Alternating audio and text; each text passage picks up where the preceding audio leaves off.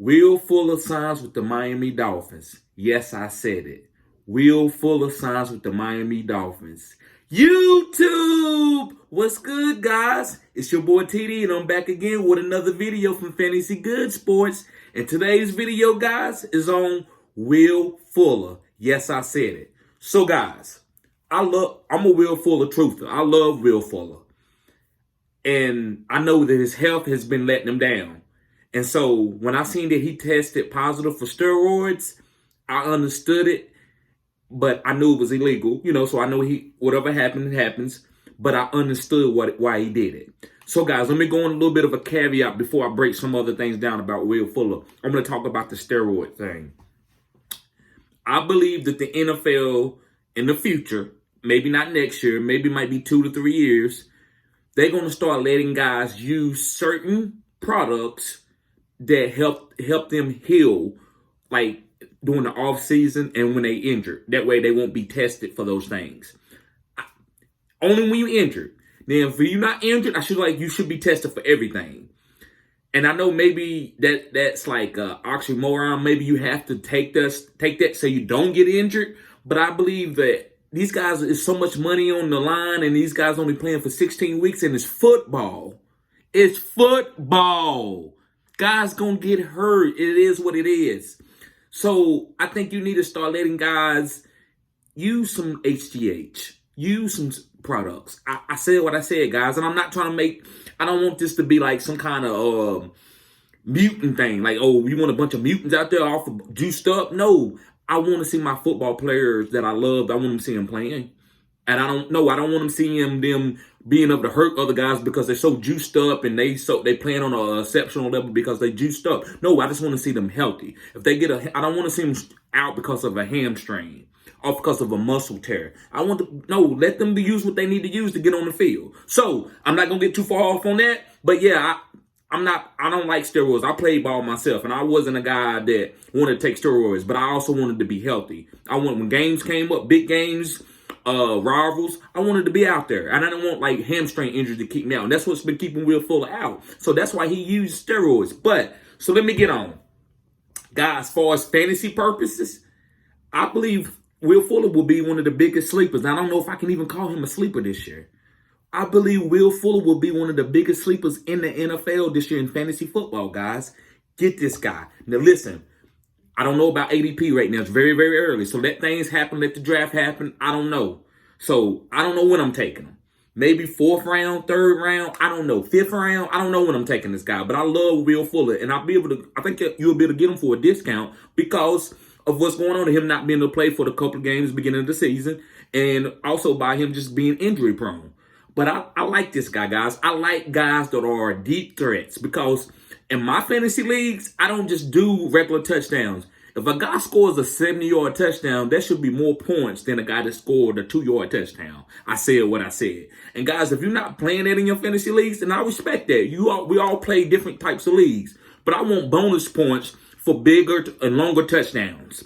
You know what I'm saying? Because it's different. If you got a guy and he's scoring a lot of 60-yard touchdowns, the NFL are going to pay this guy more money than a guy that's got 12 touchdowns from 1 yard out. Look at LeGarrette Blount. He had some big games where he had a big years where he had a lot of touchdowns, but he didn't get those big deals because he wasn't like breaking out from 30, 40 yards. It was just he was on a good team and they was getting into the green zone a lot and he was scoring because he's a good back for a short yardage at that point in time. So I don't think you should get bonus points for that, but you should get bonus points for 40-yard touchdowns, 60-yard, however long, whatever you set your league up, guys. I like that. So that's why I like to take guys like Tyreek Hill, Will Fuller, CMC, guys that score long touchdowns. So I believe that Will Fuller, as far as game speed, now that's not 40 times, because 40 times we know there's a lot of guys that tested very fast in the combine. But I believe Will Fuller is the second fastest wide receiver in the game after Tyreek Hill. I said what I said. I said what I said. I believe that Will Fuller is the second fastest wide receiver in the NFL. So, guys, this year, Miami, Mike Gesicki, Preston Williams, and that's another guy that I like. But, he's been injured. But those guys are going to have really good years just to help the whole offense and help Tua too because of what Will Fuller is doing. Will Fuller's going to lift the lid up off the defenses. So they're going to have to, as long as he's healthy and he's going to have no hamstring problems, back up. Back up. You're going to have to back up. You know what I'm saying? So when you back up, what is that doing? That's leaving Gesicki underneath, bam. That's giving Preston Williams a route, bam. So, guys, that's why I like these speed receivers, because they help the whole offense flow. If you take Tyreek off of Kansas City, listen, that's a whole different offense. I said what I said. You don't believe me? Just go back and watch it when Tyreek Hill is out. It's not the same team, guys. So, same thing with Will Fuller. When Deshaun Watson lost Will Fuller, that whole team changed. They was going to make the playoffs at one point in time when Will Fuller was there. That's how good he was playing. He was helping Brandon Cooks out. He was helping Jordan Akins out, Darren Fells, even David Johnson. But when he went out, the whole offense failed. Now, Deshaun Watson still played good because that's how nasty Deshaun is, but he wasn't like putting up 300, 400 yards. 300 yards, 400 yards. He wasn't doing that. So, I love Will Fuller as a receiver this year. And also, guys, Tua's going to he's going to be better. This is going to help Tua. He helps him read the defense better. Because when you got, the safety, he's shading over the wheel. Bam, you know what you got over here. That's how, guys, I'm giving you this is some Patreon stuff. When you see the safeties, when you got deep threats, guys that can get behind corners, the safeties always shade or they run too high. They're going to have two safeties back deep. And then when you got two safeties back deep, guys, the underneath stuff is open a lot more. Or the run game is open more.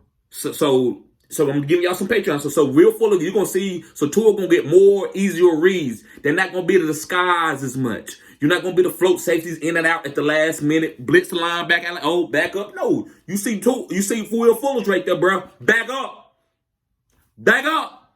Because Will Fuller's gonna be right there. So they're gonna back up. That line back on this side gonna be okay. I gotta be just make sure that I run a screen or something or a little quick slant the wheel. Even though he's not a great slant runner, he can't run slants.